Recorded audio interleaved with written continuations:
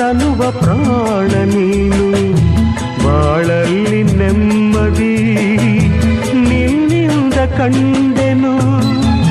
ನೀ ಅಳಲು ನೋಡಲಾರೆ, ನೀ ಇರದೆ ಬಾಳಲಾರೆ.